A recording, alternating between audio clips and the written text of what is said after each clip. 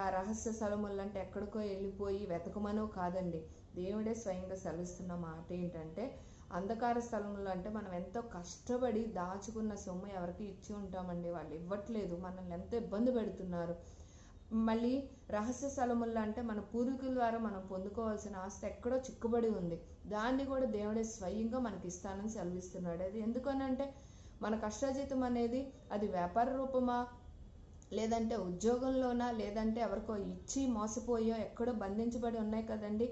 అవన్నీ కూడా దేవుడే స్వయంగా మనకి అంటే ఎక్కడ ఎలా జరిగించాలో, ఎవరితో ఎలా మాట్లాడాలో ఆయనకి ముందుగానే తెలుసు. కాబట్టి అన్ని విషయాల్లో కూడా నేనున్నాను, నువ్వు భయపడొద్దు, నీకు సహాయం నేను చేస్తున్నాను, అంధకార స్థలములో నే కానీ రహస్య స్థలములో మరుగైన ధనమే కానీ నీకు ఇస్తున్నాను అన్నాడండి. అంటే మన ప్రతి అవసరం చూస్తున్నాడు కదండి.